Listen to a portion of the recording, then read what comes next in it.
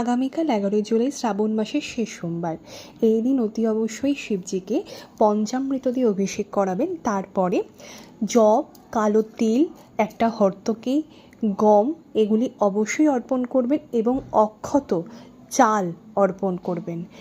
সমস্ত মনোকামনা পূরণের জন্য এই জিনিসটা অতি অবশ্যই করবেন। আগামীকাল 1 ঘটি গঙ্গা জল নেবেন এবং তার ভেতর 5টা বেলপাতা রাখবেন। প্রত্যেকটা বেলপাতার আগাটা ছিঁড়ে আপনারা বেলপাতাটা চন্দন এবং অষ্টগন্ধা মাখিয়ে বাবাকে অর্পণ করবেন ওম নমঃ শিবায় মন্ত্র বলতে বলতে, এবং তারপরে নিজের মনোকামনা জানাবেন। আপনাদের মনোকামনা অতি অবশ্যই ভোলে বাবার কৃপায় পূরণ হবেই হবে। পূজা শেষে অতি অবশ্যই কিছু না কিছু নিডি পার্সনকে দান করবেন এবং মন্দিরেও কিছু দান করে আসবেন। হর হর মহাদেব।